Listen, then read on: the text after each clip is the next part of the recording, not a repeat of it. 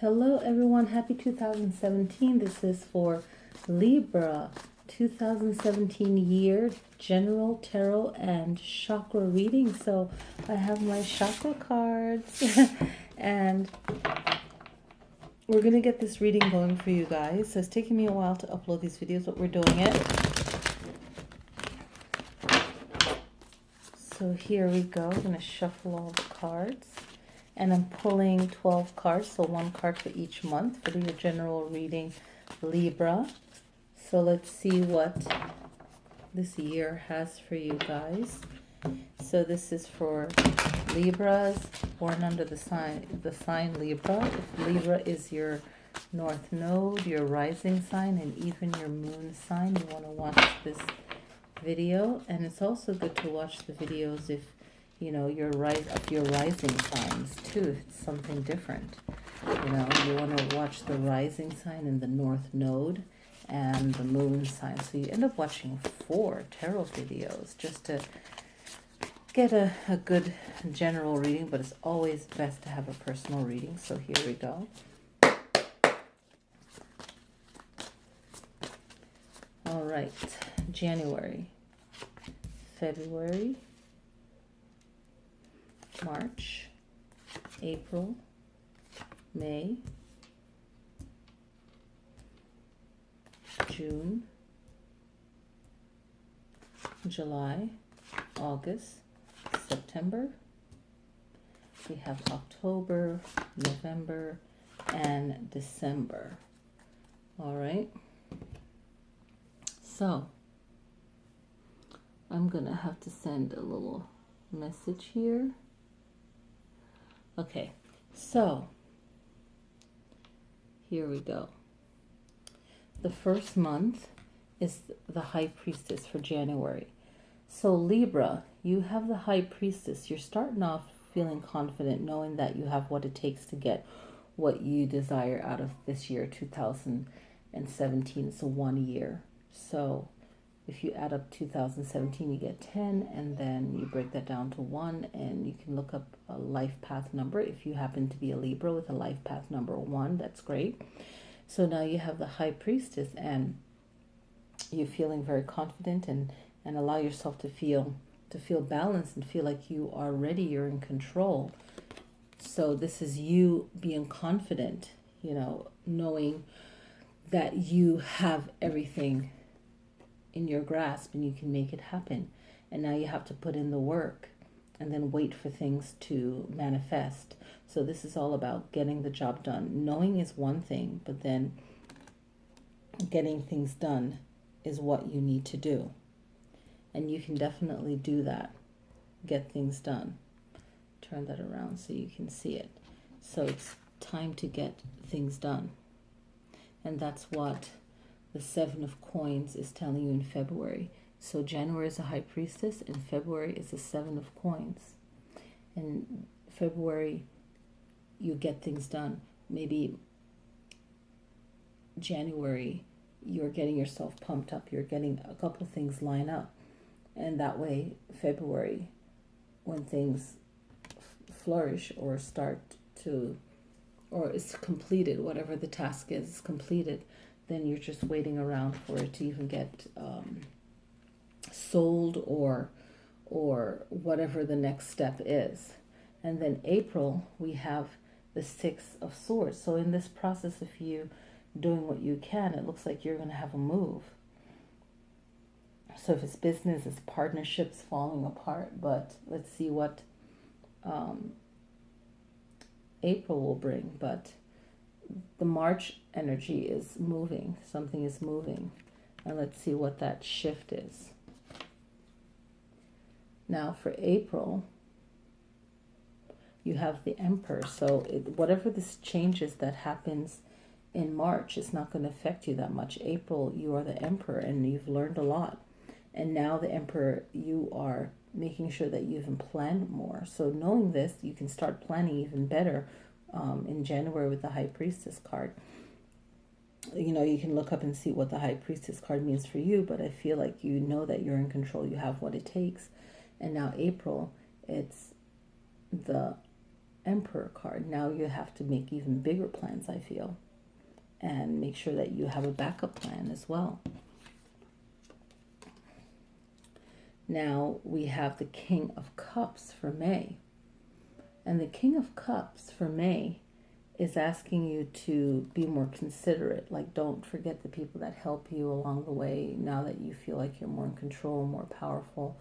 Don't forget everyone that helped you to get to where you are, and have some compassion in your power is what the King of Cups is saying, because you're right next to the Emperor. So you're having all these power cards coming up, Libra. It's very good.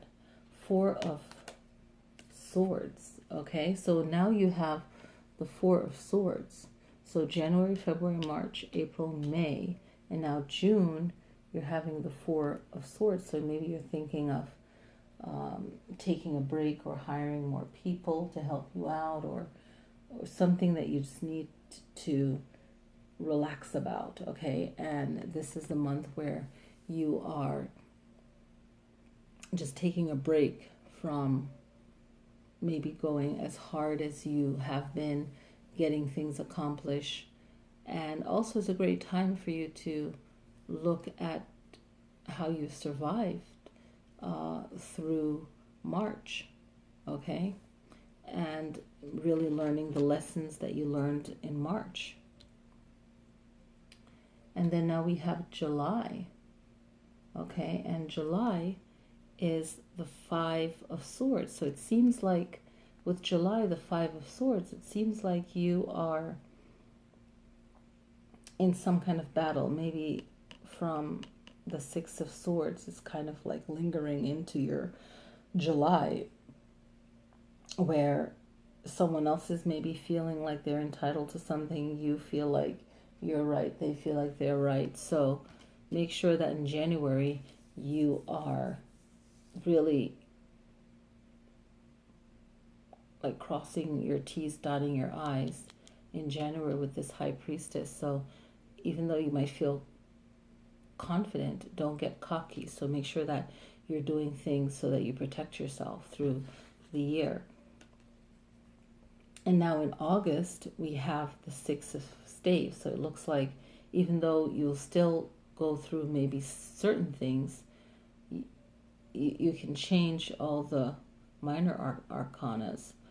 So it seems like it's a time of 6 of Staves where you are celebrating your victory, and you've moved past all the lessons of February, and not February, March and June, and also July. So this is actually a good time for you to feel confident and feel good about all the work that you've put in over the years, but mainly for the start of this year.